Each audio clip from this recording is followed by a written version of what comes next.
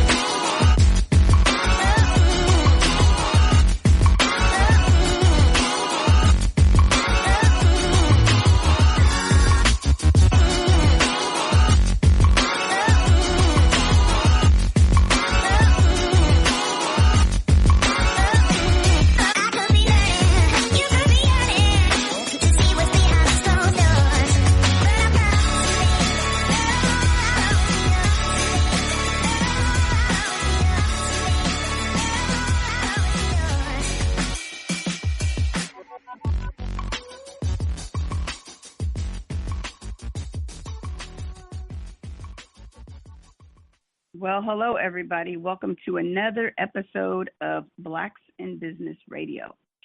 Today, we are going to talk wholesale. As you know, there are so many trade shows that you have available to you. But what do you know about shopping wholesale?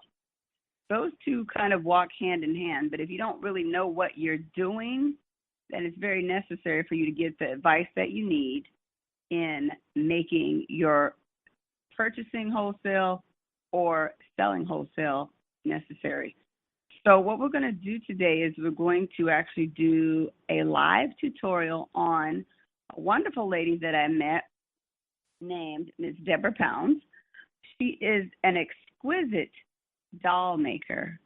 When I met her at the Liberated Minds conference, I just kind of looked over a little bit at her dolls, but as I got to talking with her, I just realized how skilled she was in what she was doing, and her artistry is so great. We'll definitely post a picture of her and her dolls on our Facebook page.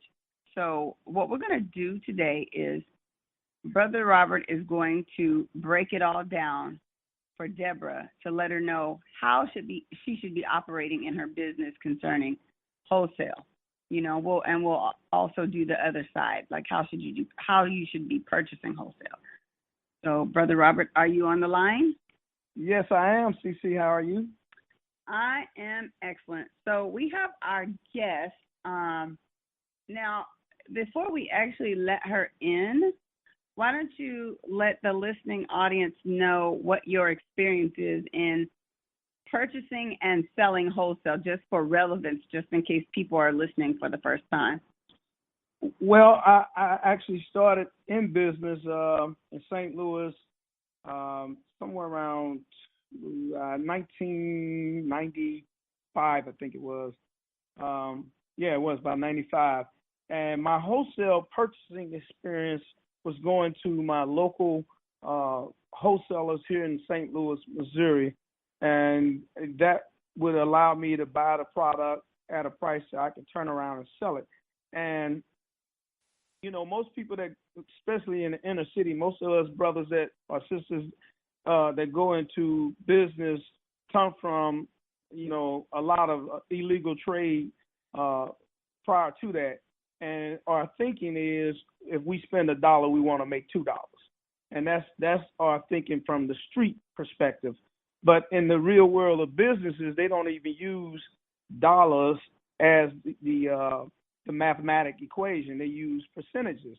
So going to these wholesale places, we would always buy a product from the wholesaler, and it would always be a challenge trying to get that product to double up because we will be much higher than the Sam Club or the Kmart's or the JCPenney or stores like that. So knowing black people, knowing our people always want it for cheap. So I had to find a way to be able to deliver the product to the people at the price that they wanted. And in doing so, I found out that I found out about the trade shows. And so when I attended my first trade show. It was a clothing trade show. It was called the Magic Trade Show. And when I got there, jeans that I saw in the store, and in a lot of the clothing stores here that may cost $40 a pair, I was looking at those jeans at the trade show for $11 and $12 wholesale.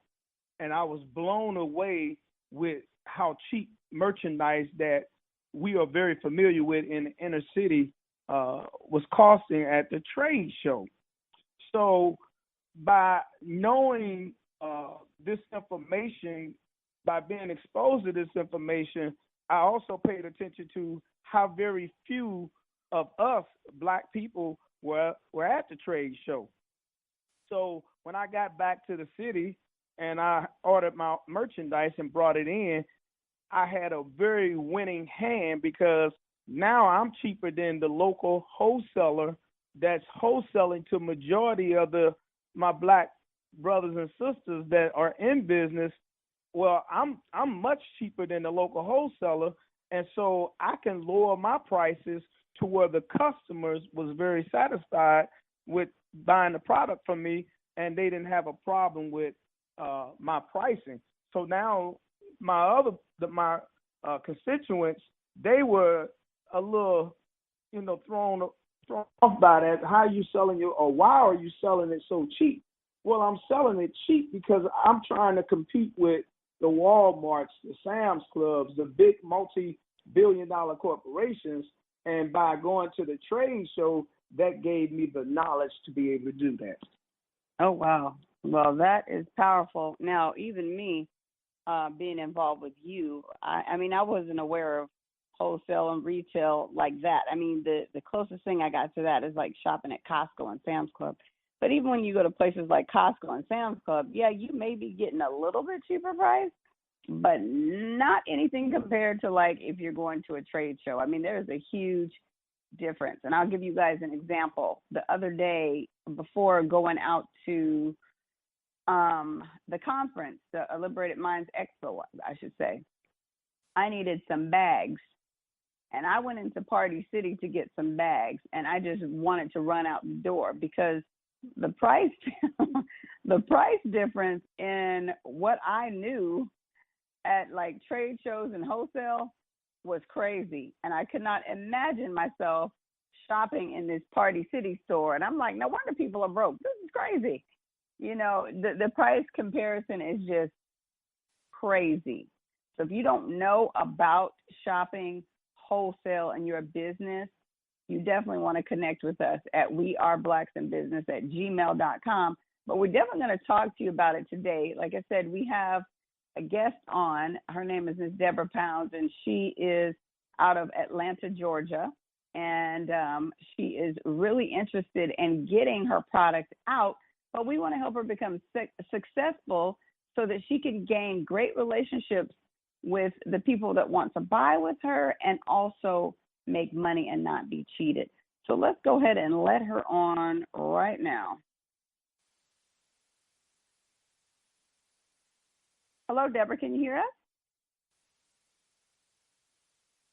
Oh. Here. Hello? Oh, hi, Debra. Can you hear us? I can hear you now. I can hear you. Can you hear me now? Absolutely. Okay. So how are you doing today? I am wonderful. How are you? Wonderful. So I have Brother Robert on the line, ready to take charge of your situation. How you Okay, doing, Brother Ms. Robert. Debra? Hello How's it there. going? Just wonderful. Good. Waiting good. for the rain to start again. Oh, my God. Okay, so Ms. Debra, tell us about you. Now, we had some in-depth conversation. So tell us where you're from, how you got started in making these dolls, and what your plans are. Okay, I've been making dolls now for 17 years. I got started basically because my mom wanted a black Santa Claus, and then my sister and I started talking about the unavailability of black dolls, especially quality black dolls that look like us. And that set me on the journey that took me to where you met me the other day. All right. So you frequent these types of galas or expos and street shows to sell your dolls? Yes? Okay. Yes. So you're looking to operate on a larger scale, correct? Like you want to really be manufacturing these things with a couple other people so that you can really get that product out there. Well, yeah, actually, I would love to be able to do that instead of doing the trade shows, because not trade shows, but conferences and fairs and that kind of thing. Because at those, it's a hit or miss. You might have a group of people that are interested in dolls, and you might not. So sometimes you make your money back, sometimes you don't. Usually, I don't, because I'm not necessarily always in the crowds that I should be in. Okay, well, we definitely want to help you change that and have a great, great profit from this handiwork that you do. So let's go down the line. How many different pricings do you have for your dolls? Oh, probably about 10 different price ranges, 10 or more. Okay. So it depends on the material. It depends on whether it has hair or it doesn't have hair, what type of jewelry it has on, the size of it. So, yeah, about 10 or more. Okay, that's good. Now, the ones that you and I were talking about, the smaller ones, those are $25, correct? Those were a test. That was actually the first time I brought those out. So those are new. And $25 is actually, I was playing around trying to create a $25 doll, because in actuality, that probably should have been more like a $35 doll, 35 or 40. Well, I think it should actually be way more than 25. I would say at least. Yeah, I would do that doll at least $40, to be honest with you. Okay. But we can play around with that if you want. The group of people that were there, they only want to spend $25. Okay, so we need to get you in front of a different group of people, apparently. Yes, we do.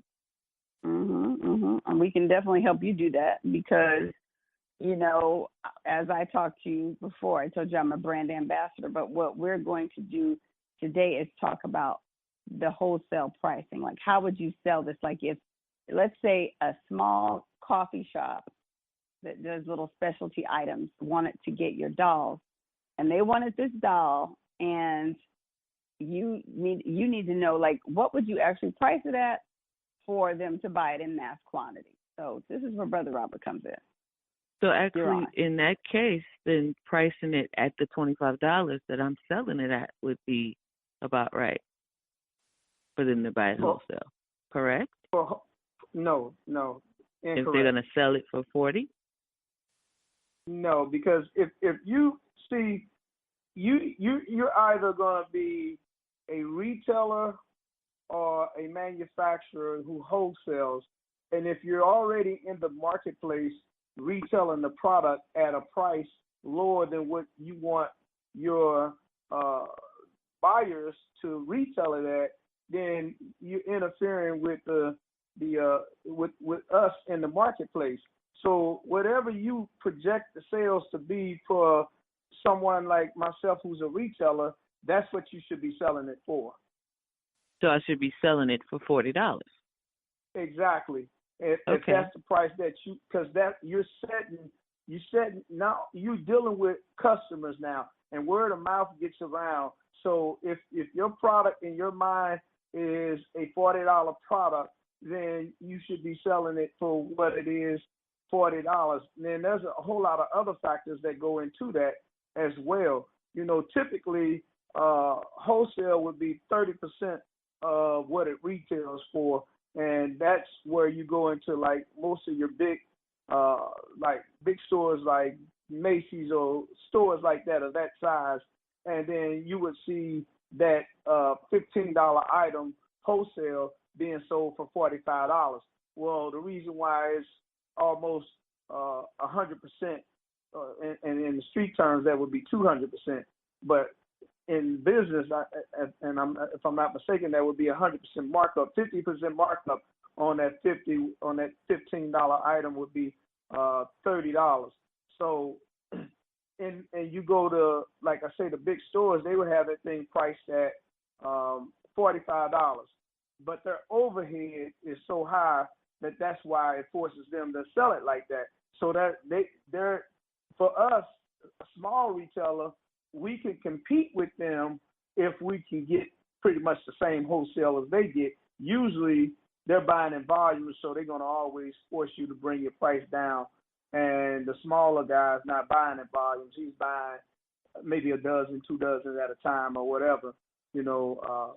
But for you personally, you have to be able to get your manufacturing costs down on the product, you know, and that's where you're going to have to know the cost of your materials, what it is, and what it exactly takes to be able to manufacture that product. And because it may cost you, if it's a $15 item and that item costs you $5 to produce, but in the retail marketplace, it can easily sell for $35 to $45, then you're good. But if it can't, for us, if we can't sell it for what you think it's worth, then it's not going to move. Well, that $40 dog did cost about $5 to make, as far as materials. Okay, so. And $5 to make, say, 3.5 to 4 hours to put it together, stuff it, and get it ready to be sold. And okay, so what is that time worth? That 3.5 to 4 hours, because you got to put a price on all that. Well, if I was paying somebody, I'd probably be paying them either minimum wage or $10 an hour. Right, but now we have to shift that over to a whole nother way of manufacturing, because now you wanna be able to set in motion or be prepared for mass manufacturing. You know, where you're not just having one person making a dial at that rate per hour, because I'm pretty sure Barbie dials are being manufactured by robots for the most part, you know, and the cost of one of those dials is relatively cheap. And then the other thing that definitely you have to know is what age group are you targeting with dials? Because when I think of dials, I'm either thinking people who actually collect them for collectibles, or people who actually buy them for their children to play with. Well, I have different types. I have some that are for adults. I have some that are for those who are specifically for children. Now the children's. So what's the price on a children's dial? The $40. $40 and up. And how are they moving for you currently? I had 12 yesterday. I came home with 3. And actually, the 3 I came home with were the ones I was selling for $40 instead of $25. Okay. So what I would suggest is that you go to a toy trade show. And you can Google that. I don't know one off the top of my head. I didn't Google all kind of trade shows. I haven't been to one, but they have one in Las Vegas. I want to say the ITS, International Toy Show, or something like that. I think that's what it's called. But you can always Google that, and then you should attend that show, because where you at right now, you're already past go. You're already past manufacturing stages of it. So what you need to do now is be able to connect with somebody who can mass manufacture that product at a much cheaper and faster rate of return. And in that way, you can target your dials. You can sell them cheaper. People love to buy stuff cheap. I mean, they just do, you know. And if you got a nice dial that you can get out to the public where it's not going to really hurt the pocketbook, and especially with you talking, you got a black dial, so you really, that, I don't know how well that would go over with white people, but I know for black people that would probably go over well if the number is right, if the price is right on the dial. So, and the way you have to do that is you have to meet manufacturers that are willing to manufacture that dial at a much cheaper rate than what it costs you to get the dial manufactured. And the only way you're going to find that out, well, the quickest way to find that out is by going to these toy trade shows. And again, Google toy trade show in Las Vegas, and I'm sure something will pop up. And then you can even go on that website that it's going to give you, and you can call the trade show people to see, you know, if you have any questions for them. But they're not the manufacturers; they're just the people that's putting the event together. But if you can also access the trade show website to actually see what companies are going to be there, and then you can call some of those companies. But to be there in person is the best thing to do, because you're able to walk around.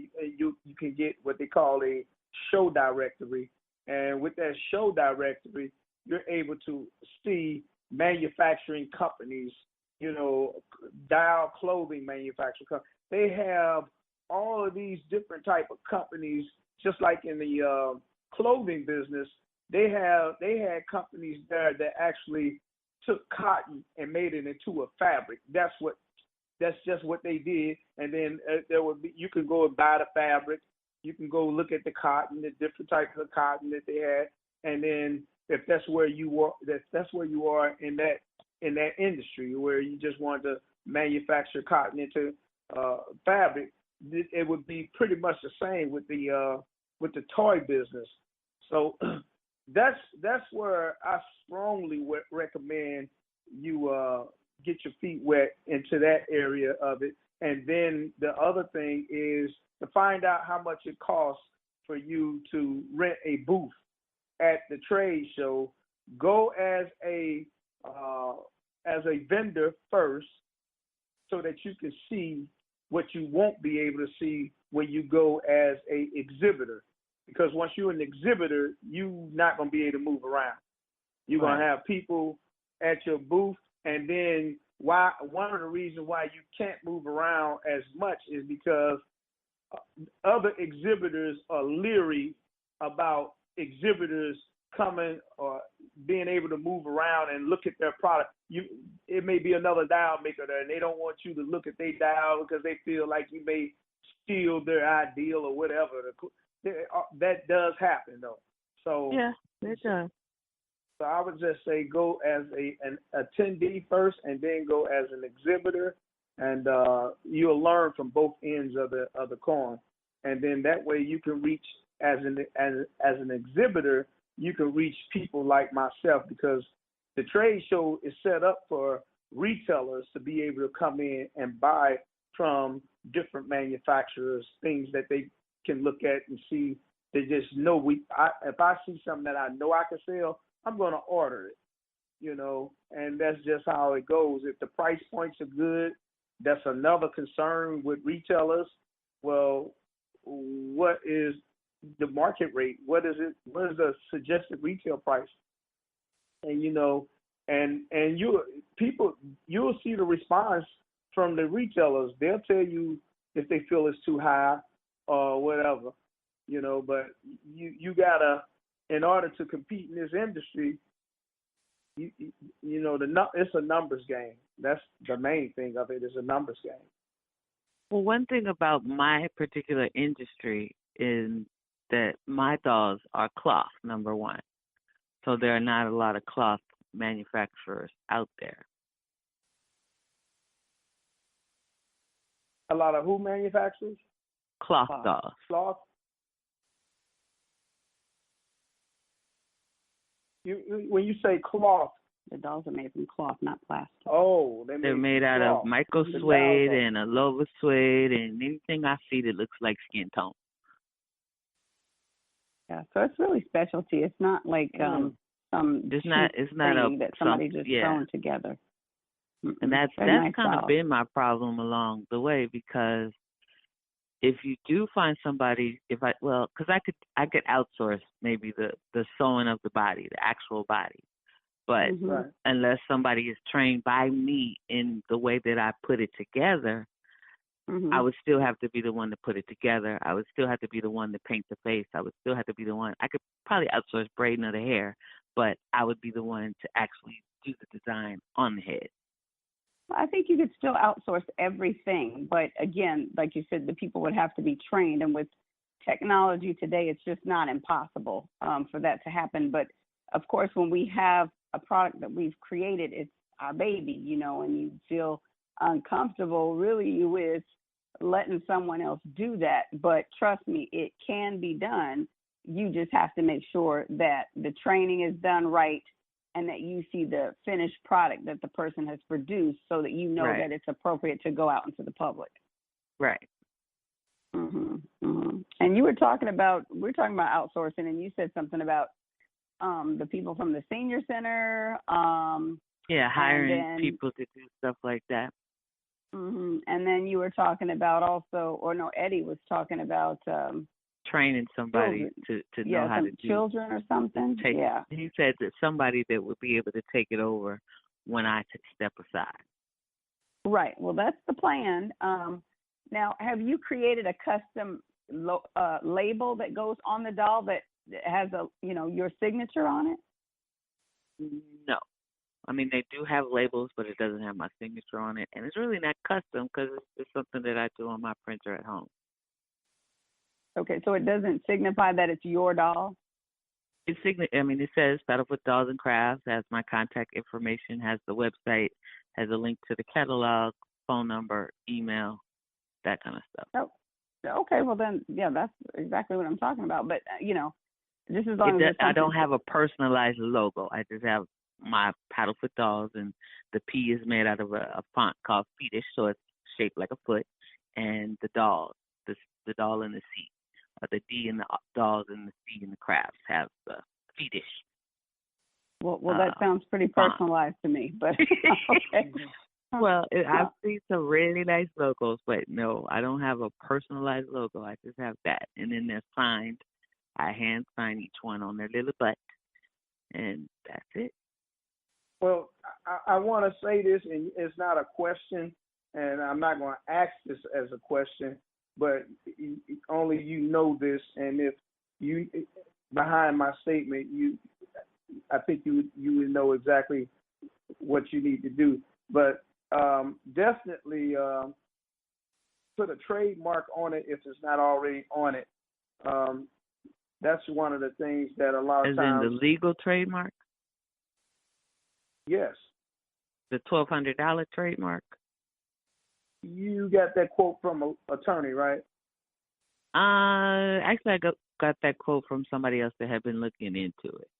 But then I talked to somebody else that said there's a different type of trademark for a handcrafted doll. But I never ventured into looking into what that different type of trademark is.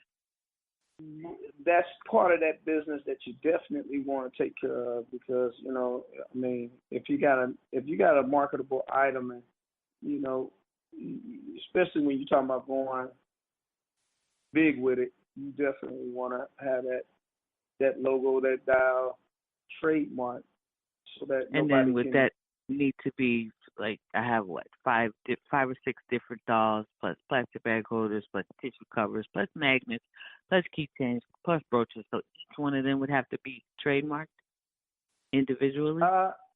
Now that's something that you want to deal with a trademark attorney with, and we may be able. I got a partner that's got a trademark business. I'm pretty sure he did his own trademark initially, but then he just recently shared with me someone he was in contact with who is a trademark. I don't know if she's an attorney, but she's in that area of that industry, and she was saying something to him about how he did it.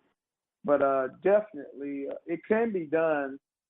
You can do it, but I would strongly recommend getting somebody. Maybe the Score here. Yeah, Score. She has Score in her area. Yeah, well, I would definitely go to Score, someplace like that, and talk to them about tell them what your need is, because you're already out there, and people copycat all kind of stuff. And SCORE, what is SCORE exactly? Okay. SCORE is a nationwide informational hub for business entrepreneurs. And you do have a SCORE in your area. Let me look it up for you right now. I know you guys have one in Atlanta. Let me see. SCORE. O-R-E. Atlanta. And it's free. You don't have to pay them anything. That's free is good. Okay, so let's see. SCORE Atlanta, O-R-G. Let me see. And they will assign you a mentor, and somebody will help you in the process of what you're needing to do. Let's see here. Find a mentor, take a workshop. Let's see here. And they have workshops all the time. They email me when they're having workshops, and it's just simply on the phone. You just listen on the phone or on your computer. Let's see here if they have your address for your local store. Yep. It's 233. I'll send it to you, but don't freak out about writing it down. Typing it down. I'm typing as we talk. Okay. Okay, that's good. 233 Peachtree Street, Northeast. Okay. And that's Suite 300. And, of course, Atlanta. And the zip is 3033. Not 33, but the number 33. 03. Uh-huh. So then their phone number is area code 404-331-0121. And then in your local city hall where you go get your licensing and all that type of stuff, they should have a small business division that you can go and also inquire about that type of information as well. Someone should be there to help you as well. So I would utilize everything that the city of Atlanta has for small businesses. That's a Google away, or that's a in-person visit to City Hall to find out what all do they offer for small businesses in the area of trademarks.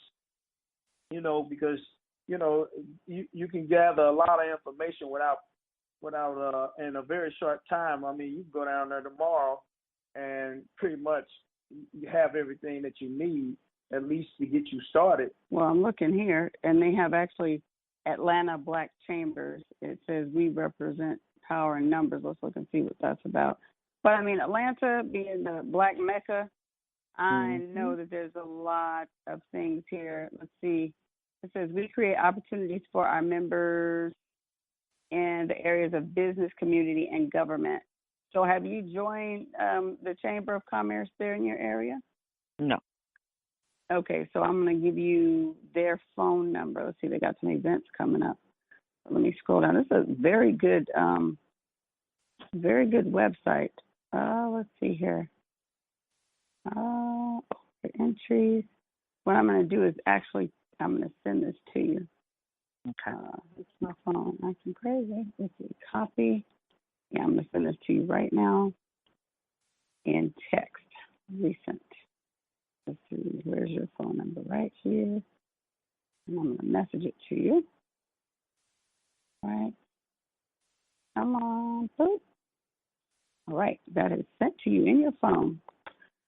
Yeah, there's a lot. And, of course, if we stumble upon anything else in our research, we will look for you. But as I Google Atlanta Black Small Business Help, there's a lot of things in there that you might want to tap into. Let's see here. Women Small okay, here you go. Also, Women Small Business Owners Meetups in Atlanta. So that's put on by a company called meetup.com. You could sign up for meetup.com at any time and just join something that is of interest to you. This one is Women Small Business Owners Meetups. So what I will do is message that one over to you also. Let's see here. Yep, everything's just a Google away. And like I said, we're definitely willing to help you with anything that you need concerning getting this off the ground. So let me ask you, do you have any questions concerning this? Because we're definitely willing to help you, but what questions do you have for us today? Oh, I asked my question. I'm ready. I'm cool. You're ready? I'm okay. ready.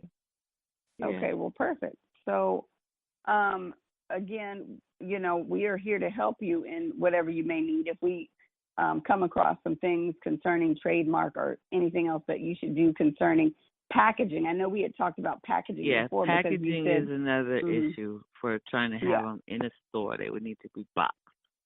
So finding somebody to make the boxes would be the next thing. Okay, well, that's not hard either. We actually spoke with someone here.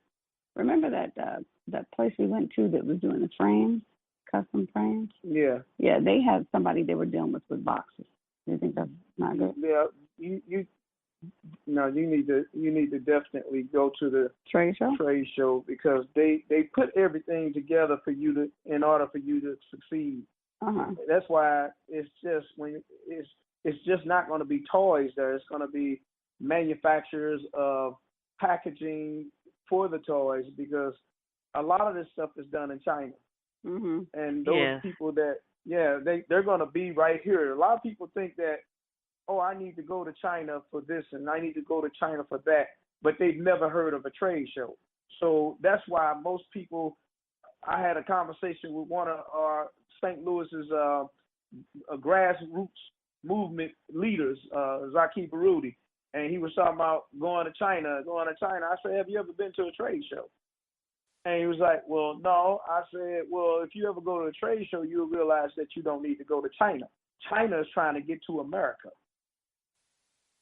And see, that's another thing. I would, if possible, I would like to not deal with China. I would like to deal with my people. So find some black manufacturers for the stuff that I outsource. I'm looking at one right now. It's called Toy Fest West, and it says their next trade show is March 11th through 13th, 2018. That's in Vegas? And that's in Vegas. Yep. And then here's another one. This is the Toy Association. Welcome members Q2. Canadian regulations. Let's see. Events.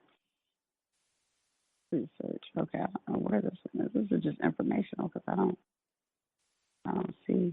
When you type that in, did you type in toy trade shows in Vegas? Because it'll give you a listing of all the shows in Vegas. Okay. That's related to toys. Okay. I said toy manufacturer trade shows. Should I just say toy trade shows? Yeah, toy trade shows. Toy trade shows. Okay. Toy trade shows. And the reason, sister, why I'm so big on Las Vegas is because Vegas is the cheapest city in the United States for any airplane to land because of its attraction for tourists. So it also makes it very attractive for businesses to fly in and out of Vegas for the trade shows. That's why I say Las Vegas.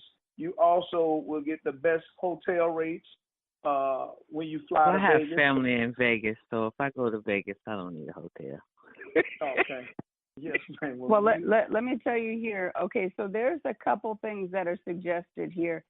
So of course that Toy Fest West that's happening in March of 2018, and they have lots of information there. And I would suggest that you sign up for that now. Okay. I'll send that to you also. Let's see, because you got plenty of time to prepare for that one. Then there is a Hobby Expo Toy and Hobby Trade Show, ASD Las Vegas. That's what Robert's talking about, the ASD. Then there's ASD Las Vegas Consumer Goods Trade Show. And then there something says trade events for toy hobby gift industry. So there's a lot of them that you can sign up for. Another one called Gamma. Travel cost, Reno. Reno. Yep, there is a few of them that you might want to look into concerning the packaging. and just the overall how-to and what you should do in the trade show. But that is definitely where you should be. And let me tell you, and representing a couple people, because I am a brand ambassador, you know, you can just tell that they haven't been to a trade show because they don't have any idea what they're doing. I mean, they just know that they have a product they've created, and that's just it.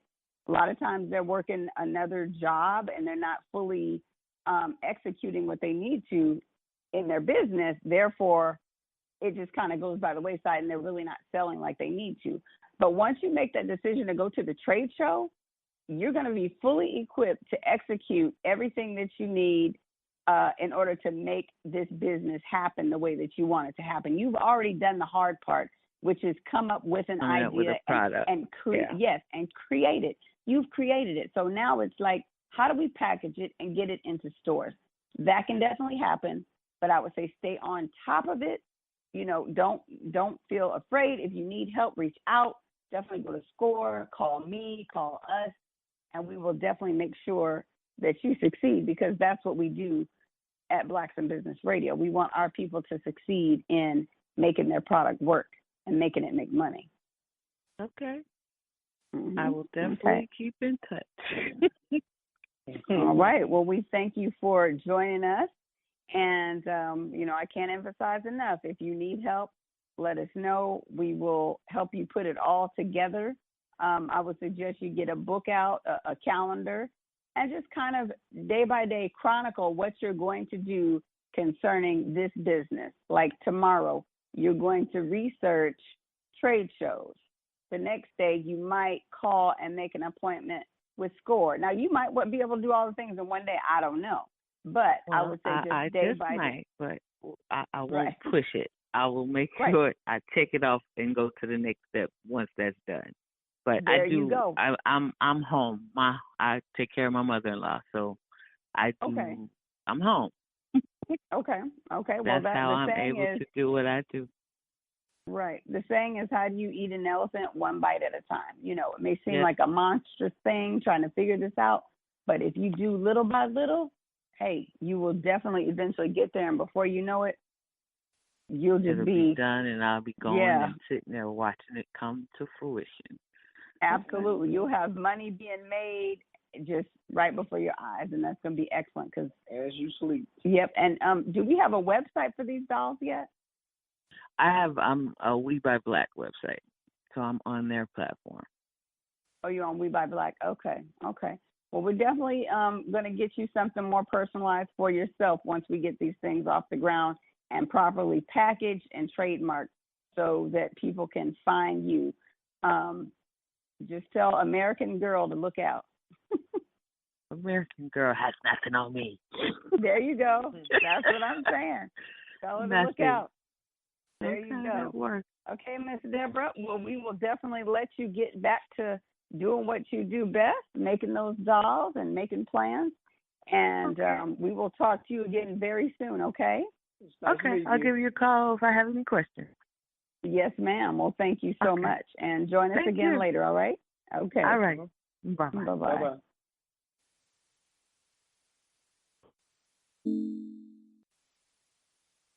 All right. Well, that was Miss Debra Pounds. I mean, I'm telling you, she's really got something going with that that creation.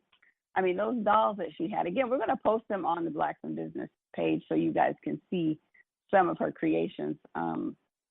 But her dolls, I mean, they're so specialized, and she can make them just original to whatever you want. I saw some AKA dolls. I saw some dolls like sports figures, many different sizes. She had some brown ones. She has some light-skinned ones. She has some Puerto Rican ones. I mean, she just had all kind of dolls. It was nice. So we're looking forward to helping her carry out this project. What do you think about that, Robert? You know, I was just listening to you talk, and we were talking to her about the trade shows. Atlanta has a trade show market as well, and probably she could, and we should also Google trade shows in Atlanta We're only like what, an hour and a half away. An hour and 13 minutes. Hour and 13 minutes on a plane away. So, but yeah, Atlanta has a quite a big wholesale market there as well, and I think we're going to tap into that ourselves. Oh, there's one on the 20th apparently. In Atlanta? Yeah. Yeah. See, so she can definitely. We need to get in touch with her and let her know, or if you're still listening, sister, Google trade shows in Atlanta. I see. That's an expo. That's not a trade show. Oh, okay. And be careful with the term expo, because an expo is not a trade show. Right. And sometimes some of these places or events are named trade show, but if they're open to the public, they're not trade shows. Mm-hmm. Trade shows are only open to retailers and manufacturers. Right. And see, like a lot of these are not trade shows on this site that's calling them trade shows. So, yeah, you do have to be careful. I mean, they have some on Eventbrite. You have to investigate that. Because I see the word expo all over the place. Mm-hmm. But you would have to totally, let's see. Yeah, you would have to dig. Trade shows worldwide, Atlanta, Georgia. I see what that one says. And you can go to the city of Atlanta, like every city, has a office that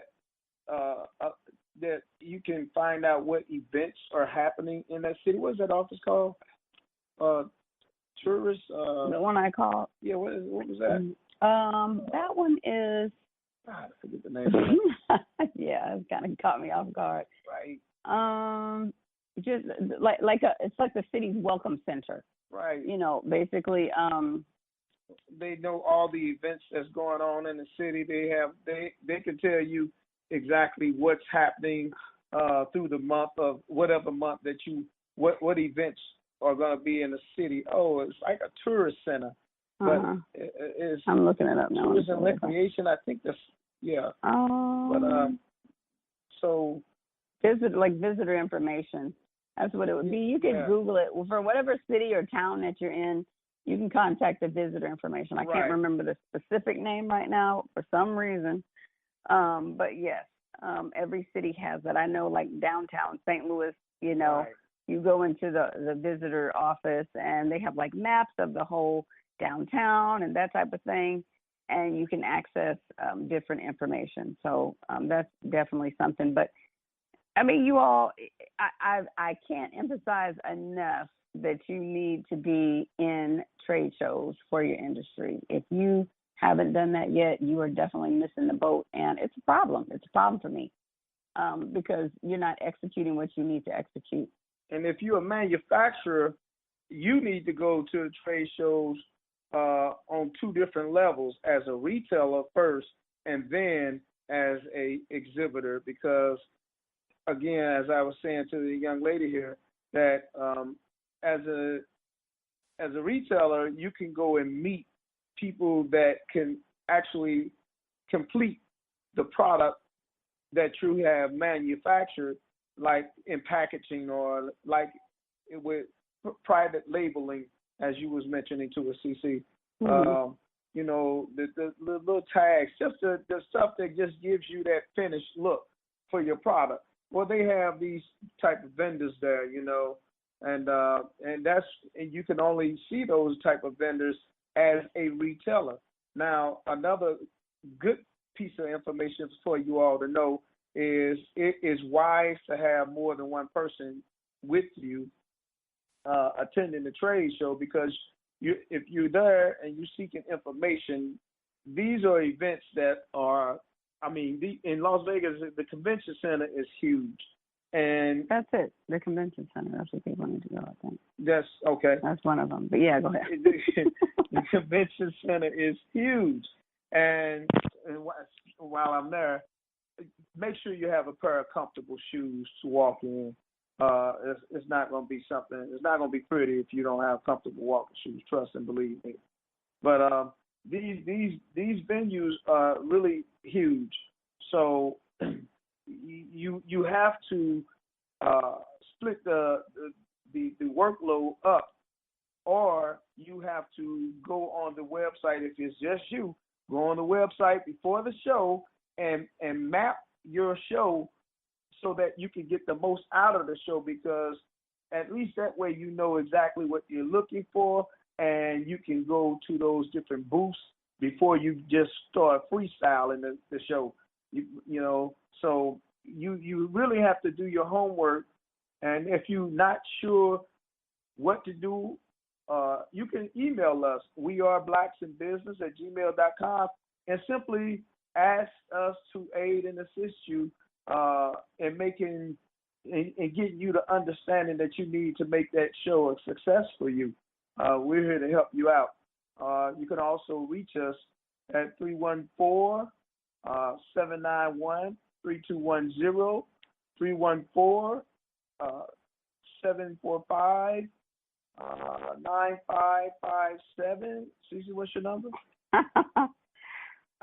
Area code 253-343-7284. But if all else fails, of course, it's best to go ahead and email us so we can reach out to you at weareblacks@gmail.com. We will respond quickly and definitely get you the help that you need.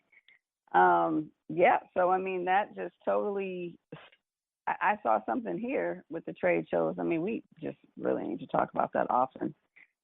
This is called Absolute Exhibit. Have you heard of that? Mm-mm. Okay, it says top 100 U.S. trade shows, handpicked by the Absolute Exhibit team with 17 plus years experience in the exhibition industry. Yeah, so it says the top 100 trade shows in the U.S. have been handpicked by our experienced team within the public and private sectors based on square footage, show attendance, exhibitor participation, and overall feedback. Based on hundreds of clients and custom exhibit rentals over the last year and some undercover detective work, we have compiled a list of our favorite trade shows. Let's see. That CES is up there. This is the Absolute Exhibits 2017-2018 trade show calendar. We always suggest crossing over into complementary industries. For example, our clients attend 50-plus trade shows and conferences every year to promote their custom shipping cases within the music, electronic, trade show, and broadcasting industries. In most cases, they are the sole company within their category and receive an overwhelming response from attendees and exhibitors. Our team maintains and updates this list once a month. However, we also suggest visiting the event website as dates and venues may change. Plan on exhibiting in Europe? You may also be interested in our top trade fairs in Europe list, which was produced based on the last couple of decades of assisting American clients exhibit in Europe. Important, please note that Absolute Exhibits is a trade show display and exhibit builder and is not affiliated with any of the trade shows listed below. If you're interested in attending an exhibition at a trade show, please contact the trade show organizers directly. And so this list was last updated June 30th, 2017. So let's scroll down to August if we can. Let's see here. January is big because I'm still scrolling. Let's see. Oh, look, there's a pop-up. Free download, Trade Show Exhibit Planning Guide 2017. Make your next trade show exhibit a success with this free guide. Learn about trade shows, logistics, timelines, marketing, statistics, and more. You want me to sign you up for this? Yeah. Okay. But we got trade shows. Don't do it yet. Okay, but it's going to go away for pop-up. Oh, okay. I'm Okay. still online. I don't care. I mean, we're organically doing this. Right. We are Blacks. And see, that's another thing too. You don't procrastinate your information when it's allowed or when it's in your face. Jump right on it. I was real pleased when the young lady said she's typing as Cece was talking. And that right there was golden. Mm-hmm. She wasn't procrastinating. She wasn't waiting. She seized the moment. Mm-hmm. And when information is given to you, that's exactly what you should do. Right. You shouldn't just be sitting on it. You need to appreciate that you've been allowed to receive such information, you know, because it could just be a total turnaround for your life. And it usually, this kind of information is. Right. Okay, so I'm in September, so let me scroll back. Ooh, they got a solar panel trade show. Yeah, so. August. Okay, July to August. Okay, so July 30th, Clinical Lab Expo. Wow, that's for doctor people. Fire Rescue International. Let's see, let's go down. You'd be surprised at all those trade shows, what you could find to sell every day. International Woodworking Fair. Definitely could find something. Okay. Solar Power International. Let's see, that's September. Graph Expo. What is that? Okay. International Manufacturing Technology Show. Interclean, the trade show for the cleaning and maintenance industry. That might be something that I'll be interested in. Right, that's September. Right. September 11th. That's in Chicago? No, sir. Oh, wait, I don't know. Oh, it is. You're right. Chicago. It is.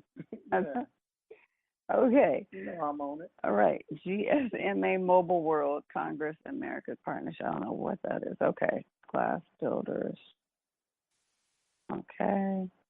Anyway, people, we will definitely share this in Blacks in Business Radio for you so you could see it. This is actually a good guide. I'm going to actually share it with Robert so he will have it. And again, that's what we do. We're organic here. You hear us figuring it out as we help you figure it out. Nothing wrong with that. Let's see here. Yeah, there's so many trade shows in here. I mean, once you get into this, you will realize you have tapped into a whole new world. Look at this. Seafood Expo, North America. For you people that love seafood. Right. My gosh. I can only imagine what that smells like. Oh, my God. I can't. Ooh. I mean, a huge room with a bunch of seafood. Right. Can they, like, just do it on a TV screen so you can see it? Right. Oh, my gosh. Let's see. Place to be anyone. They got International Vision Expo East. So those of you that are eye care professionals, let's see, game developers. This is for the gaming industry. What's that called? Game developers. The Game Developers Conference, or GDC, is the largest annual gathering of professional video game developers focusing on learning, inspiration, and networking. That one's in California, of course. Right. Uh-oh, this is you. International Pizza Expo. Ah! Right. Oh, my goodness. They have a pizza expo? No. Everything pizza at the International Pizza Expo for retailers, wholesalers, restaurants, equipment, supplies, produce, and more. That is amazing. March 20th. I'd love to go there. I know you would. Yes. Okay, and then they have the Global Pet Expo. That's a good show. Global Pet Expo, the pet industry's largest annual trade show, is presented by the American Pet Products Association, or APPA, and Pet Industry Distributors Association, PIDA. Oh, that's what what's his name was talking about.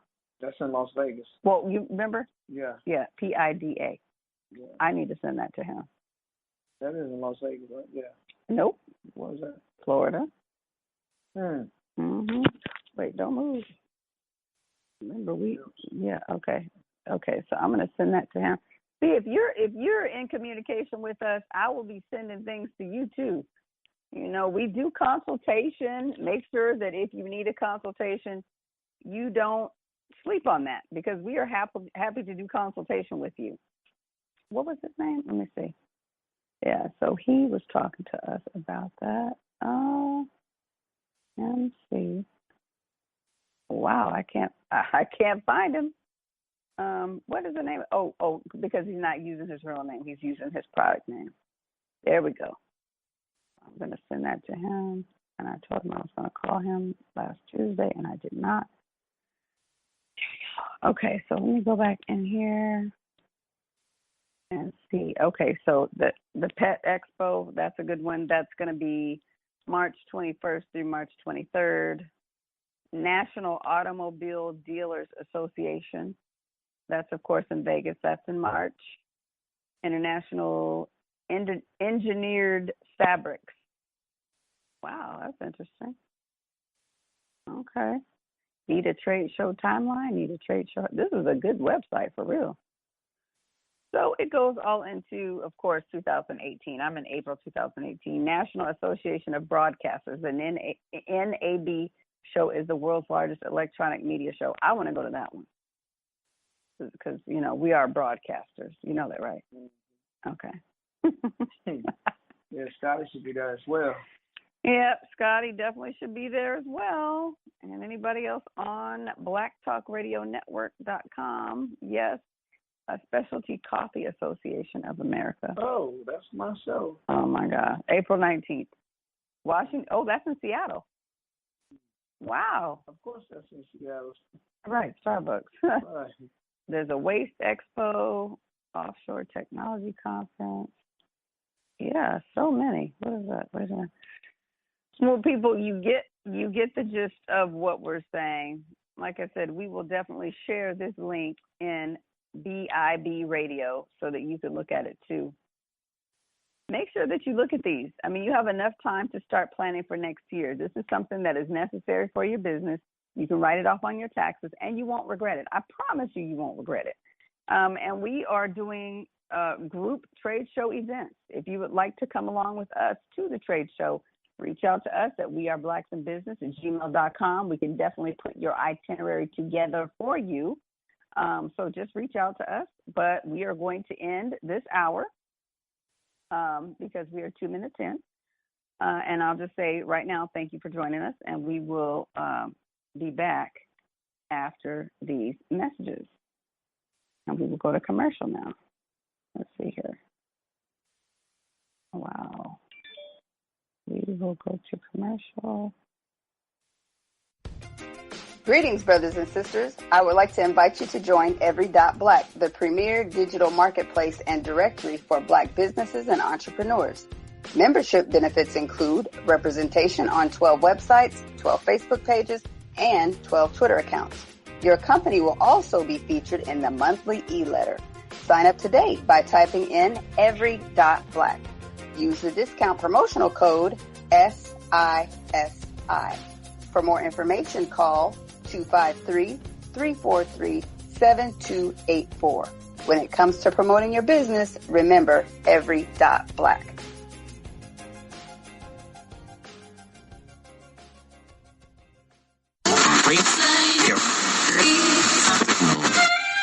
No, I'm not a writer. Okay.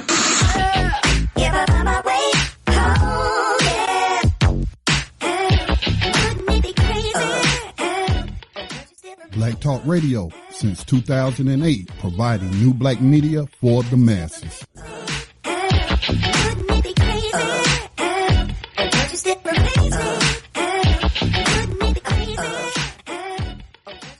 This call is being recorded. Hello, hello. Welcome, everybody, to the second hour of Blacks in Business Radio. We're here every Thursday at 7 p.m. Central Standard Time to 9 p.m. Central Standard Time. And we strive to bring you all the latest and greatest information in the entrepreneurial world as pertaining to Black people. So in the first hour, we were talking to Miss Debra Pounds, and she has a collection of dolls that she has created, and she's selling them, but just hasn't been able to really get the ball rolling outside of just like a little expos and little park events. So we want to get her going. So we have decided to invite on Miss LaConya Murray, who is a patent attorney. I believe that's what she is, but she'll definitely be able to come on and talk to us about what it is that she does exactly and just give us some general information. And she'll be able to also invite you to connect with her for your own personalized consultation concerning your brand or product. Connie, do we have you on the line? Here. Can you hear us? Yes. Can you hear me? Okay, perfect. Yes, ma'am. How are you doing today?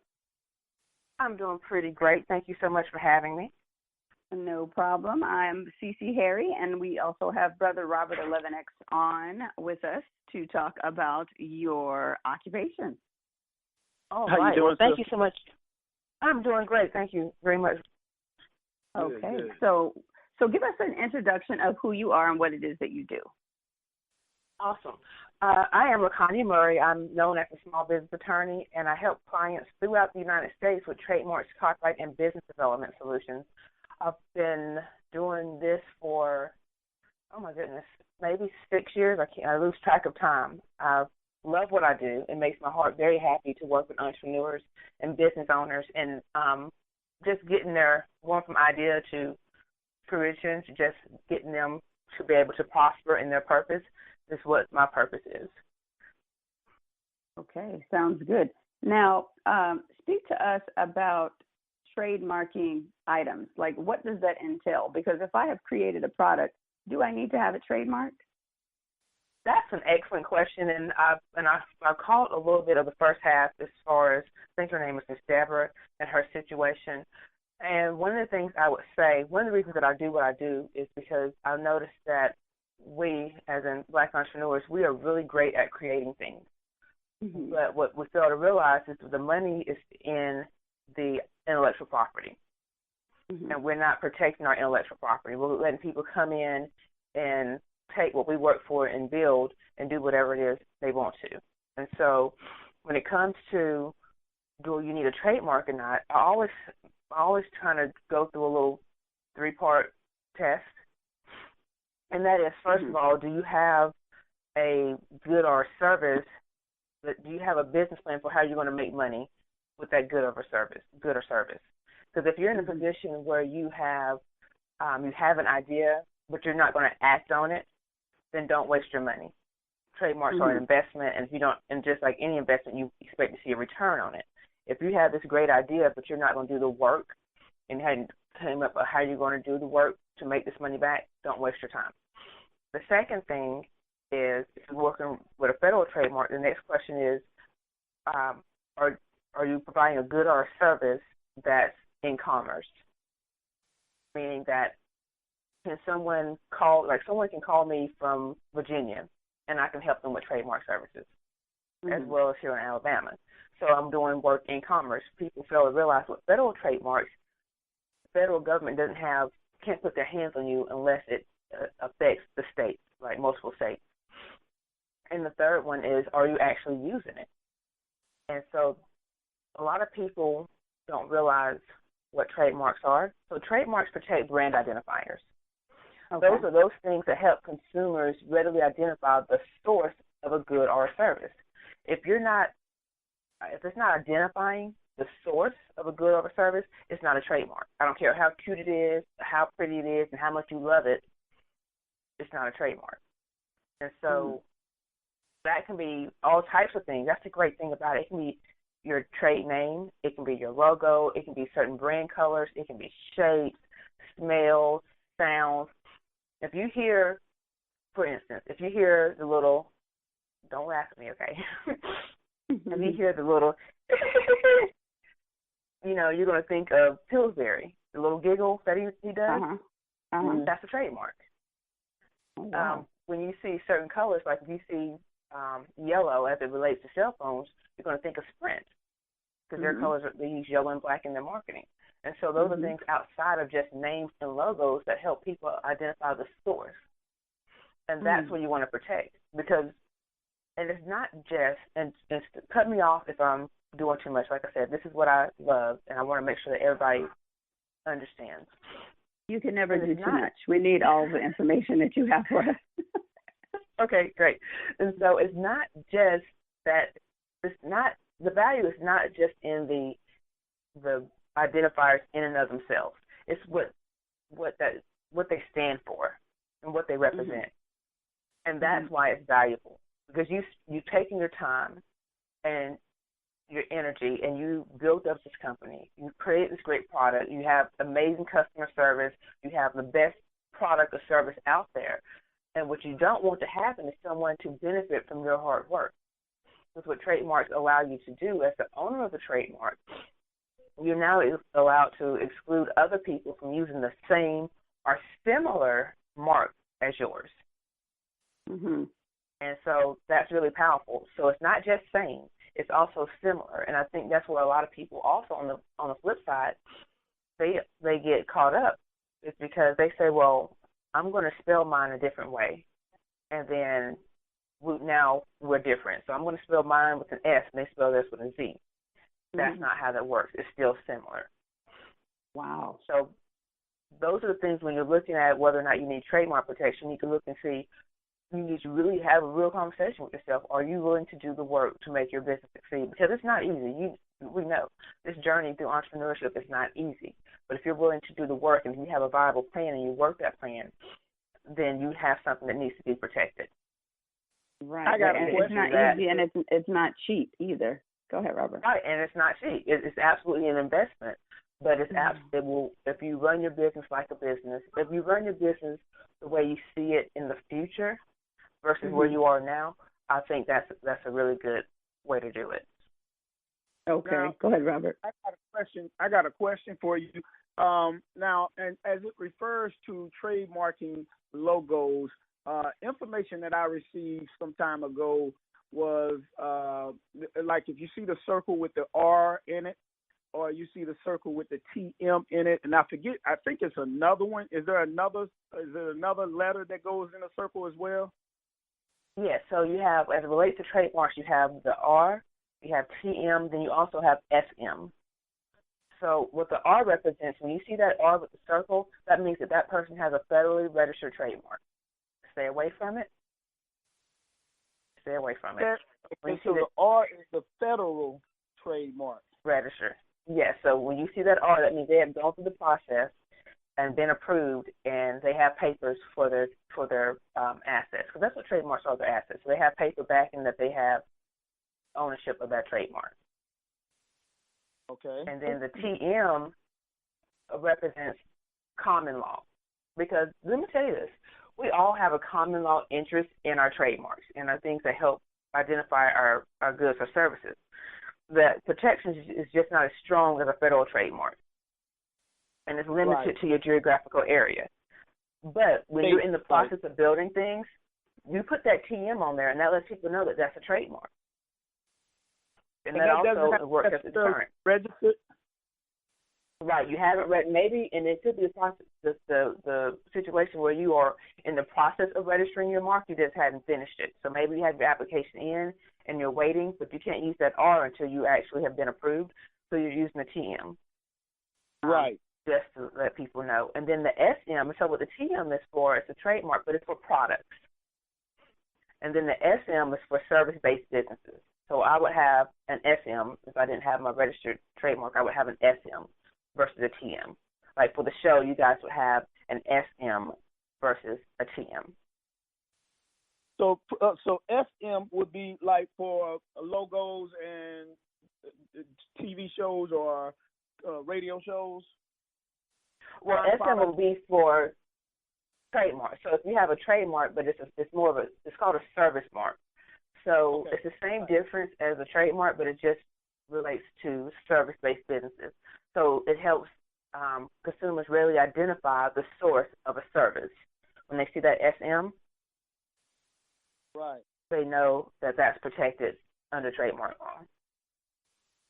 Wow. Well, not that many people have trademarks. I mean, they really don't, because I don't see SM, TM, C, or anything on a whole lot of things. So people are just kind of operating unprotected. Am I correct?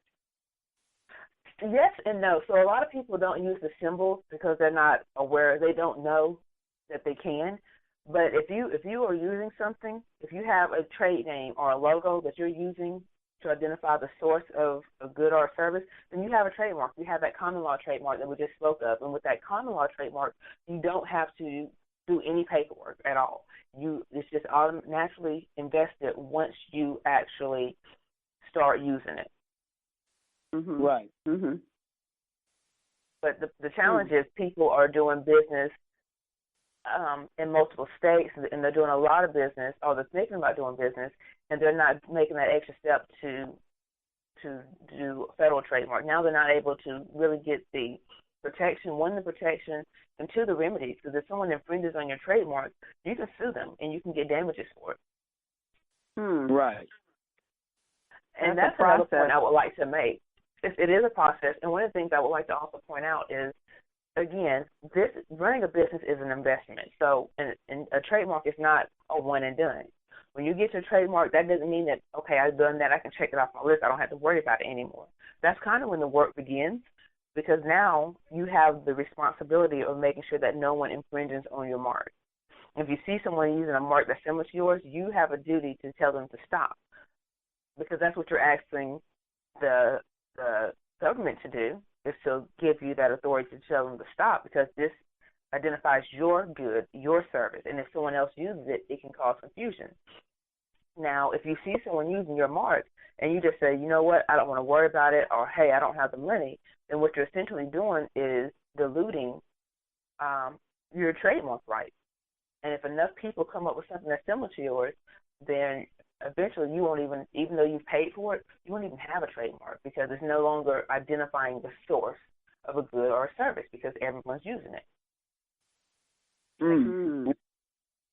Yeah, Wow. you know, we have a logo at BIB Blacks in Business that when I went to actually go and trademark the logo, I was informed of what you're telling me. What they didn't tell me was about the service mark, which I'm just now hearing that. And I have a friend also who he actually trademarked a mobile denture lab. The concept of that, I think trademark and has copy. No, maybe copy is copy. What is copyrights to trademarking? That, you know what, I was going to address that because you just mentioned, excuse me, your logo. So copyrights protect original works that are in a fixed, tangible form. So that can be your artwork, that can be literary works, that can be movies, music, and things of that nature. And so when you have a logo, oftentimes it's afforded double protection. It can be protected under copyright law, and it can be protected under trademark law, because they protect two different things. Your trademarks are giving protection as it relates to being a brand identifier. Your copyrights are giving you protection because, hey, you just created this original work that has some element of creativity to it. You have the right to say, hey, if you want to use this, pay me. So that's why they kind of overlap.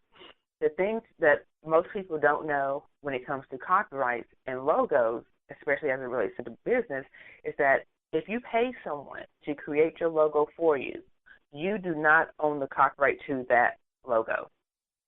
Oh, my gosh. Really? The person that creates it owns it. They're what's considered the author. So unless that person is doing it in the scope of their employment, then you don't own that work. They will have to give you a copyright assignment, even if you pay for it. I always like to say that, you know, just because you pay for it doesn't make it yours. Like if you go on a date and the guy pays for the woman's meal, he doesn't have the right to expect anything at the end. So just because he paid for it doesn't make it his. And it's the same thing with copyright. If y'all haven't had a conversation, if y'all, you know, and you don't have an understanding, then that copyright still belongs to the person that created it. Now, what even if though you told them what to do? Sister, what if you actually you're the designer of that logo? For instance, in my own case, you know, I actually hired somebody to do what I had in my mind to do, because when I gave them the job of creating a logo, that person couldn't come up with what I wanted. So I had to literally go there and have him produce out of my mind what I saw. And as he was doing, I said, no, don't do it like that. Do it like this. And then we were able to produce. So now, does that still give that person those rights? I love that question, because it goes into the next thing, is that there are no protections afforded to ideas. It's the execution of ideas that we want to protect. So even though you had the idea, he executed it. Wow. That's good information. So that's why yeah, so that's why people, so when you hear people say, well, I want to protect my idea, there's no protection in ideas. You need to execute something and then protect that. Wow. Now, see, let me say this to you and to the audience on that. You know, a lot of times we outsource certain tasks in our business without even knowing what we're setting ourselves up for.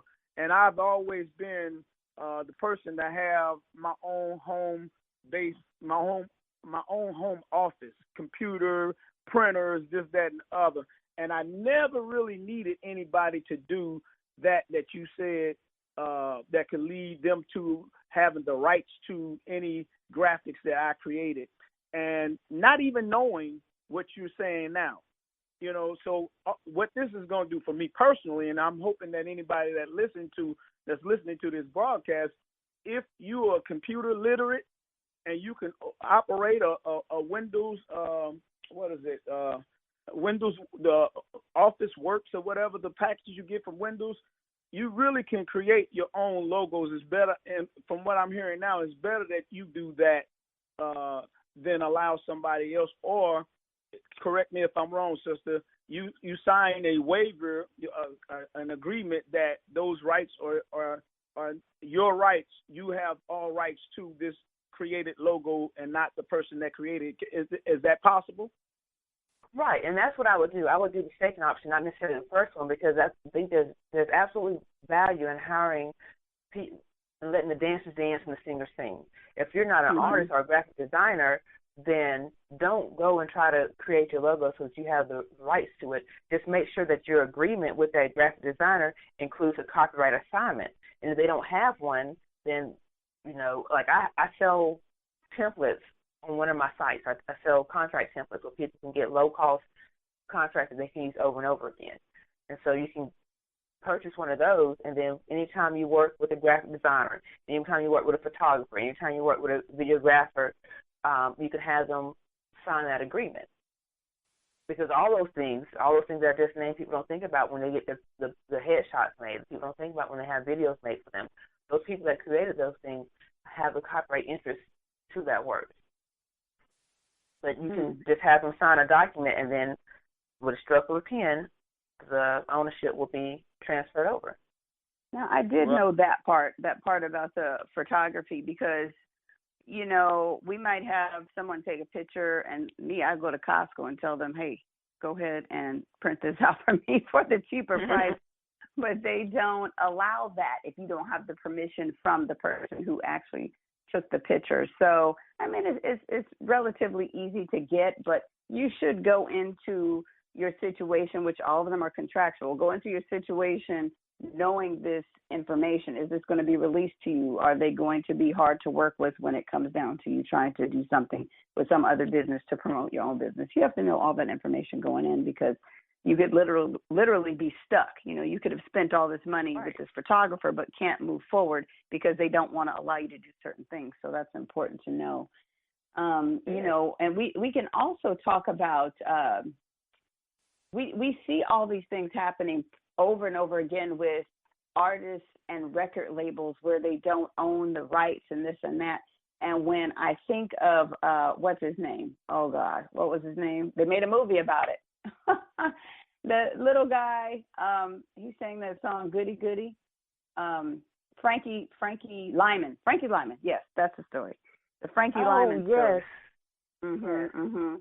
Now, where did they go wrong in that? Because that was a big battle in the end where he had 3 wives fighting over his rights against the record label and all that. I mean, for those people who are artists and listening, where did they go wrong in that story? Well, this is one of the things that I think the story points out and just really drives home is that intellectual property, those are assets. So what they were fighting for were his estates and the royalties to his music. And it's been a while since I've seen the movie, but as it relates to copyrights and artists, what a lot of them do is they sign over their rights for immediate satisfaction. And so even though they're writing these songs and things, in order to get a record deal, they have these contracts. First of all, they're using the record label's attorney. Go get your own attorney. because a record label attorney does not have your interest in mind.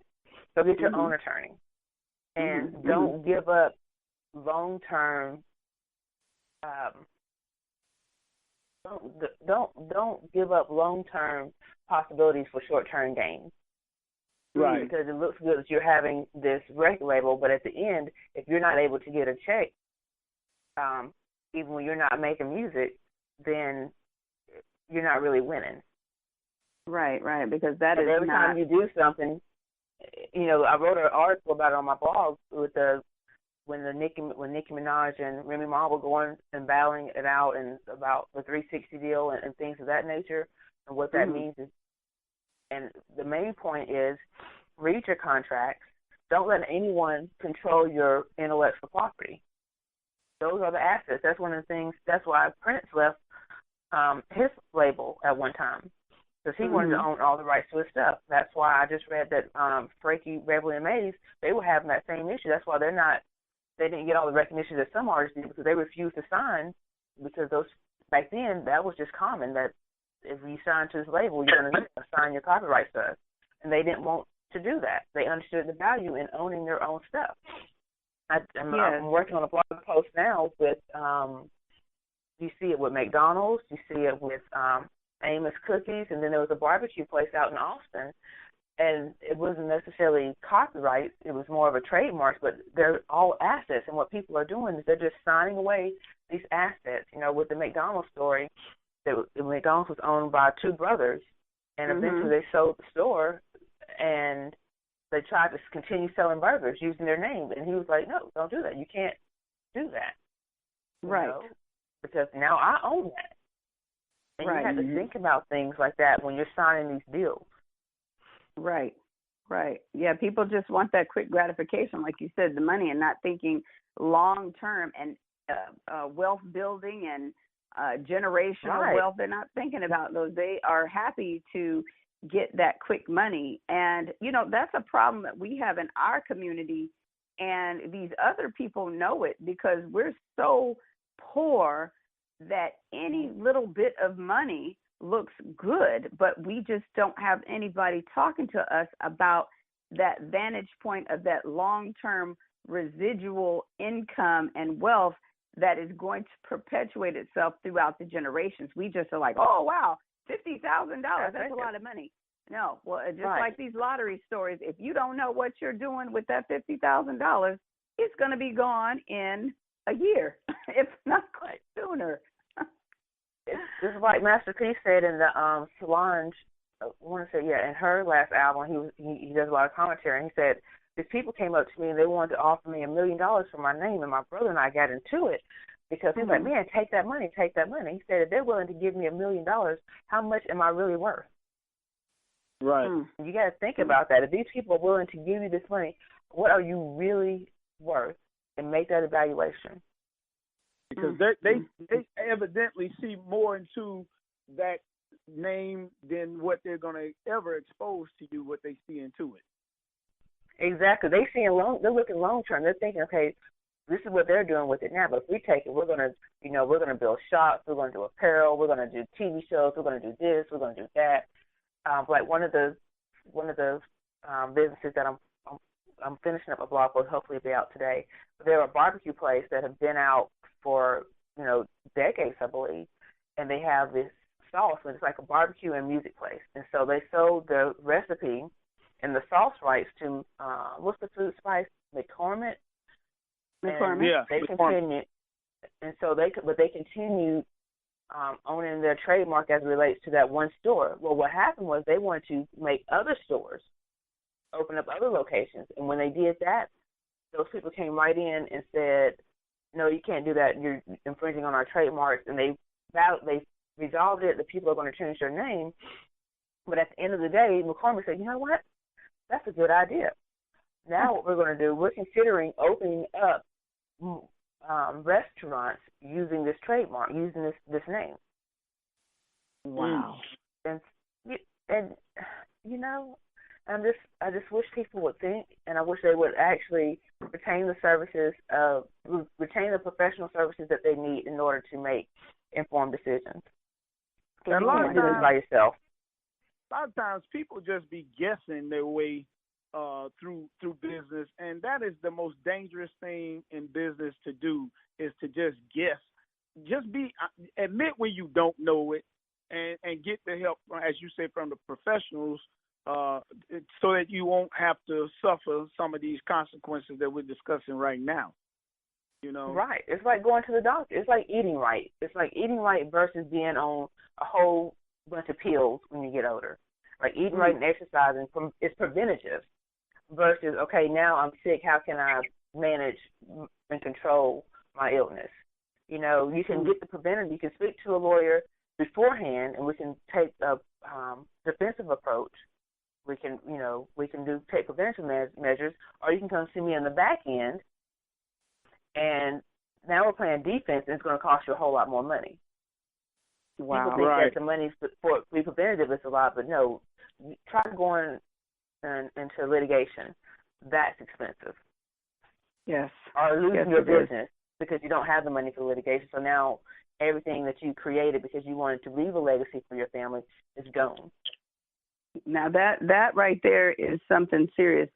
Now, we have to get better at planning for these things because, in business, these things may happen where somebody wants to sue you, or you may have to sue somebody else. So, in that, I'm thinking about another movie. We love entrepreneurial movies here at Blacks in Business Radio. We watched a movie a couple months ago called Flash of Genius. Did you get a chance to see that one? I have not, but I love entrepreneur movies as well, so I will look into that. I'll probably watch that this weekend. Flash of Genius. What's that one about? Okay, Flash of Genius was a true story about a man named Mr. Robert Kearns. He invented the intermittent windshield wiper.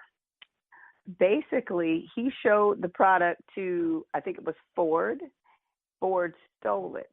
They stole that from him, act like he didn't create it, nothing. And, of course, because they had the big money, they dragged him years, I think it was 12 years, through court battles, and he fought this battle himself with his children. He turned his living room into an office. It broke up his marriage, all kind of stuff, because they stole his thing. They wanted to pay him off, but he would not take that payoff. He was like, no, I invented that, and I need you to admit it. And he actually won in the end. Good. I hate that, and there's some things that you can do to protect yourself. And so, again, remember, there's something to protect ideas, but there are some things that you can put in place to protect yourself when you're presenting and pitching things to third parties. The power of contract and the power of keeping your mouth shut. Yes. Because what we do is we have a great idea. We want to tell everybody. Oh, I tell nobody. Or we tell people, we go into places and we tell them more than what they need. Yes. So if you're going to pitch something, you don't have to tell them everything. You don't tell them how you do it. You can just say, hey, I can help you by providing such and such service. And then if they want more, make sure that they sign some type of confidentiality clause or non-compete or something of that nature. Now, that is good advice right there. It's like, go into the situation business-minded. I mean, we go in thinking, oh, I want to gain their friendship or whatever. No, you have to go into these situations contracted up, just ready to go into business with these people. Right. It's all, at the end of the day, it's all business. It's all business. And if someone has a problem about signing a contract or something, you might need to think twice. Why don't they want to sign this contract? Because they want to get over on me. That's it. If they don't want to do it, it's a problem. Absolutely. I want to ask you to speak on, because I heard you mention this term twice, maybe 3 times already, and it's important that our listeners understand this as well as and definitely how it connects to trademarking. The term intellectual properties. Okay, great. Intellectual property. So that is actually property of the mind. And it's just as valuable and just the thing as real property is, land and stuff. So it's the property of the mind. So you have your things like your trademarks we talked about and copyrights, and people are aware of patents, and then there's also trade secrets. And trade secrets we're trying to touch on a little bit are those things that make your business, give it that competitive edge, and if someone knew about it, then you would lose that edge. Those are your trade secrets that you don't want anyone to know. Those are real assets. People think that because they can't put them in their pocket or touch it or go see it, that it's not valuable. But intellectual property is very, very valuable. In the tech world, you'll see where people are getting, millions of dollars in startup money based off of the intellectual property, their patents and their copyrights, and sometimes even their trademarks. Those are things that you want to protect. Wow, absolutely. And I think that people just, like I said, there's a lot of people out here operating without any type of protection, and that's just really not smart. They could at least get a consultation. So if people are listening and they would like to get a consultation with you, what can they expect in this consultation with you? Well, I'll tell you, I'm really big on making sure that people know why they're doing stuff. It's great to have a team that you can depend on and rely on to get things done, but my clients need to know why they're doing things, not because Attorney Murray told them to. So when you have a consultation with me, I'm going to break it down step by step what each of these things are and why they're important, why you should do this rather than that, so that you have the information you need to say, okay, I want to do A or I want to do B. Because I see too many, because at the end of the day, you have to realize that it's your business and everything falls back to you. And it's not good enough for you to say, well, I relied on my attorney, I relied on my accountant, and X, Y, Z,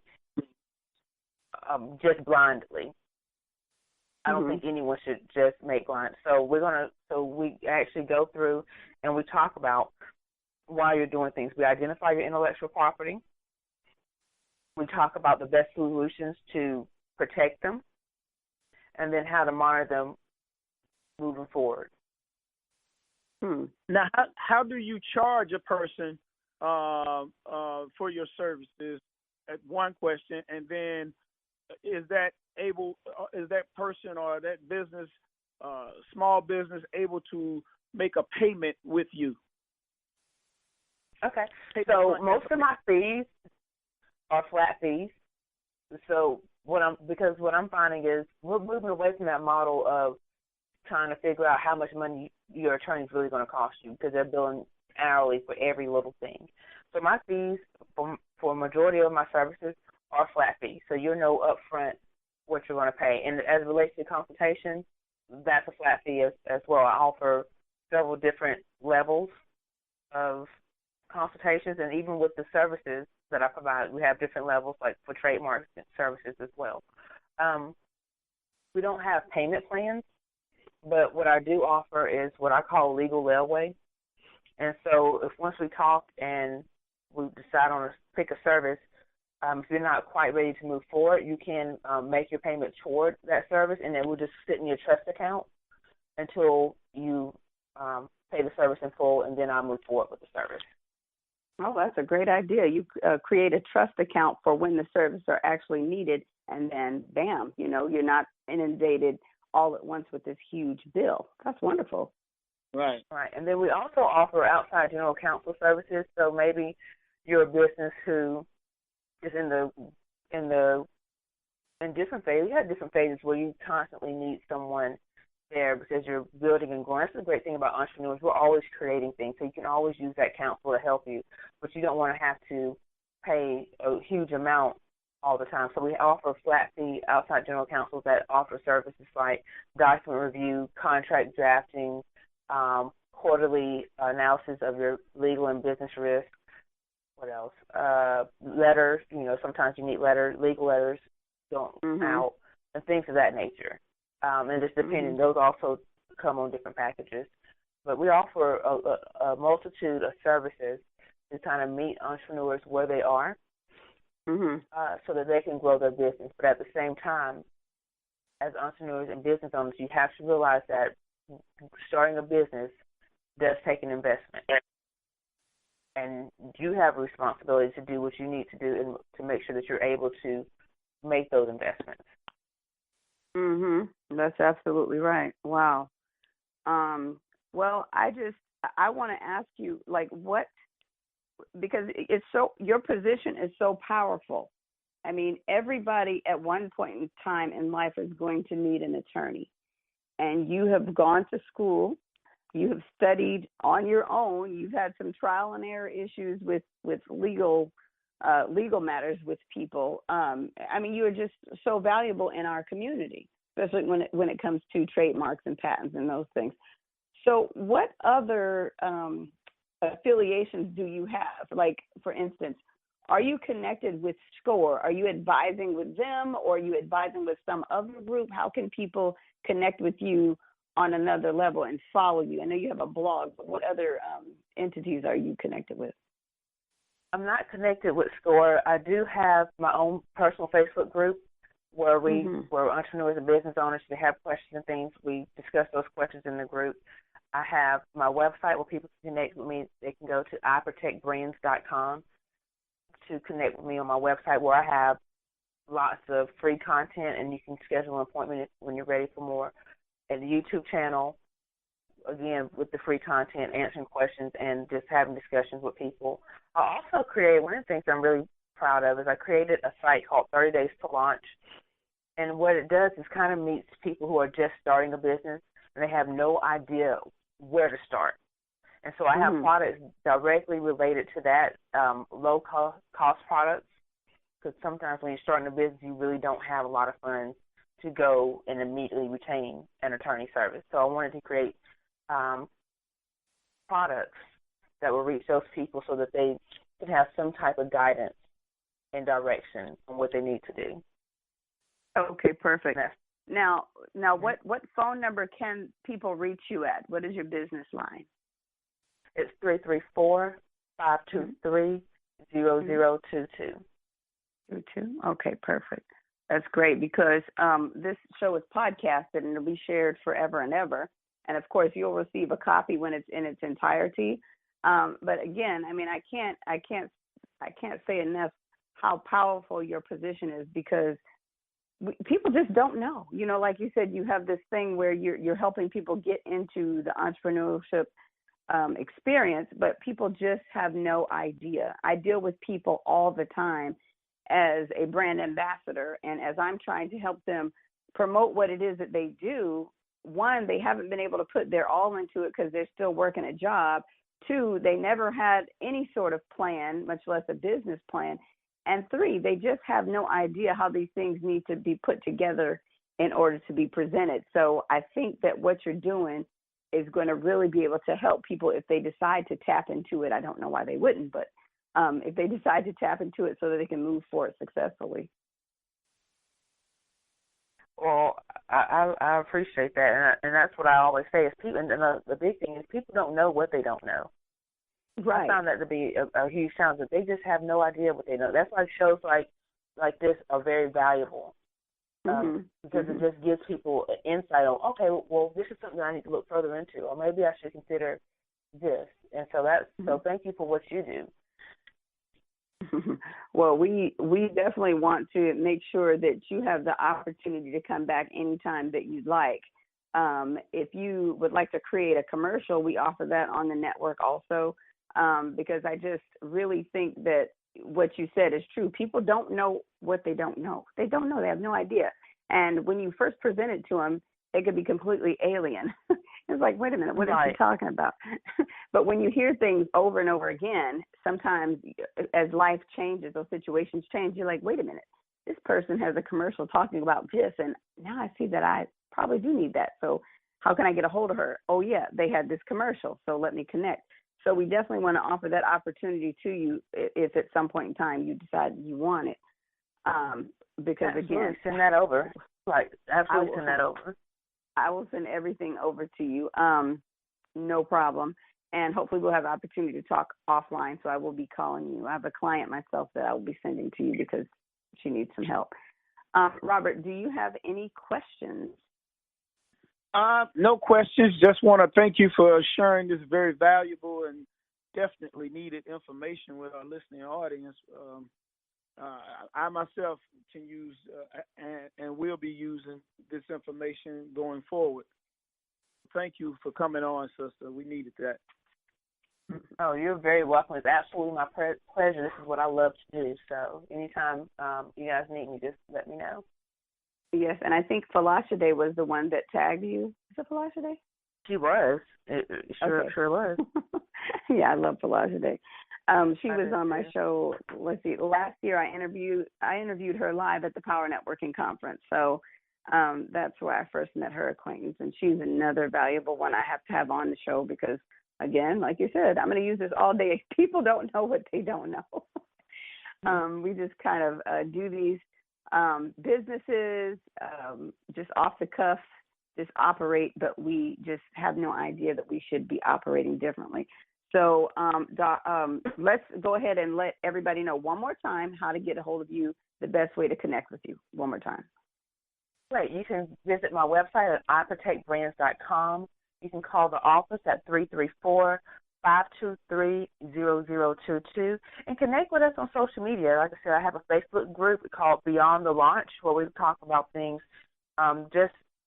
We're very interested in creating sustainable businesses so we can leave a legacy through generational wealth. And my Facebook page is Off the Mark IP Solutions. Off the Mark IP Solutions. All right. Well, I got it written down off here. Your mark. Yeah, absolutely. And feel free to join us on all capital letters BIB Radio. You can post there for free at any time. And you are in Tuscaloosa, Alabama, right? I'm actually in Montgomery. I've never changed my phone over.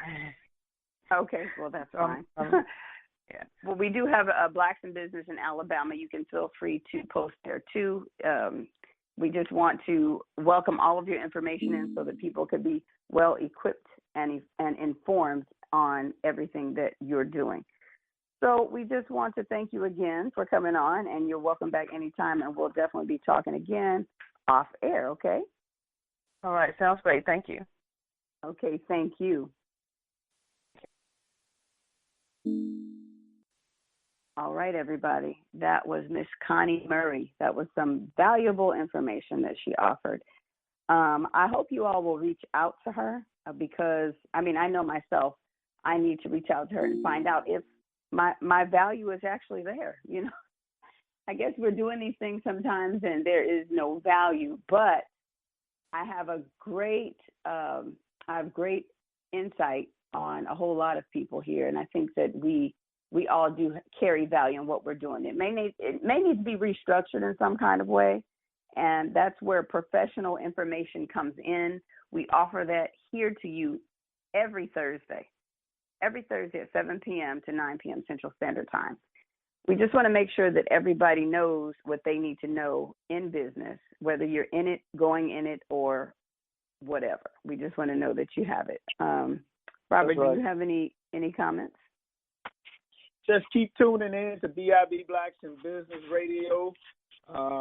As CC said, this is what our desire is, to aid and assist our people to be successful in becoming entrepreneurs, and for those who are already entrepreneurs, and there are many, many, many Black entrepreneurs in the United States and throughout this whole planet Earth.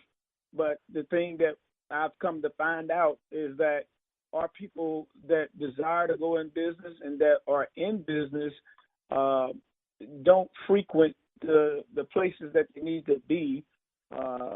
And I'm talking about trade shows in those industries that you are in. You need to definitely attend trade shows in your industry, and that gives you the advantage in that industry. That gives you the latest trends that are coming out for the industry, for the garments, for the clothing industry, for the general merchandise industry, for the car industry, the aftermarket stuff.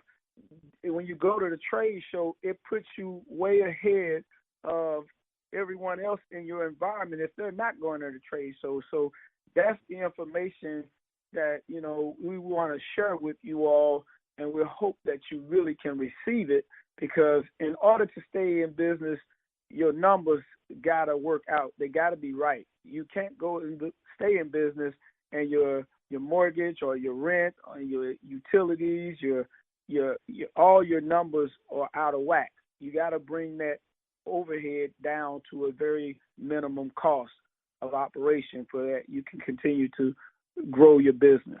So go to trade shows, people. And we at BIB Radio, we're going to keep on doing what we do to help you come into a new knowledge of how to win in your business. Absolutely. And what we must also disclose to you is as we're teaching you, we are also learning ourselves, which is most important. We are not know-it-alls, but in the knowledge and understanding that we do have, we'd like to share with you. We'd like for you to give us feedback. Of course, you can send us emails at weareblacksinbusiness@gmail.com. That's weareblacks with an S in business @gmail.com. Feel free to send us feedback or request to be on our show. We are happy to accommodate you in any way possible. You will have a fast response because, again, our duty is to aid and assist you in the business endeavors that you have. We are definitely here for you at any time. And, of course, we want you to support Black Talk Radio Network because that is who is supporting us. So please feel free to make a donation to blacktalkmediaproject.org. Again, blacktalkmediaproject.org, where you will be able to support this radio network and all the ones coming under the umbrella of Black Talk Radio Network. It is very necessary. If you would like statistics concerning Black Talk Radio Network and our listenership, we definitely have that available for you. So feel free to reach out in that aspect. We love to interact with our people because if you're not interacting with us, who are you interacting with? Because your people have your best interest at heart. No matter what rhetoric is going around about Black people and relationships, we know that we do have some of the greatest relationships around, and that's why we're able to thrive and exist in the conditions that we do. And it's because we do have great connections with one another. So we have to keep that up. Reach out to us at weareblacksinbusiness@gmail.com. We will happily get back with you. If you know of someone that has a business that needs to be on radio and they would like exposure by radio commercial, or they just want to be on the show, reach out to us. Let us know. We'll happily get them on and just help them move forward in their business. Robert, do you have any last words? Support BIB Blacks in Business in every city, in every country on the planet Earth, wherever you see Black people. Hey, y'all, let's build our economy. Let's build a Black economy. You know, let's circulate that Black dollar among ourselves. Find a Black business to buy whatever it is that you need, products or services. Go to a Black business. You know, screen them. Do like the job applications, the companies that hire you will do Black businesses like that because you want to make sure that you get the best service and products for your money. So support BIB Blacks in Business. Absolutely. Black business is a necessity in your life. Again, if you're not doing business with your people, who are you doing business with? Don't operate under identity crisis. It's not necessary. There are so many Black people who are doing great business and great things and are upwardly mobile. Don't feed in the stereotypes. But anyway, what we're going to do is happily bid you adieu tonight. Our show has been dynamic. We talked to Miss Debra Pounds and Miss Connie Murray. So, feel free to share this podcast with your friends in business or your friends thinking of starting business. You're listening to Blacks in Business Radio. We're here every Thursday at 7 p.m. Central Standard Time until 9 p.m. Central Standard Time. And we look forward to speaking with you soon and being on air, God willing, next week. Thank you. Blacks in Business Radio. We'll talk to you later.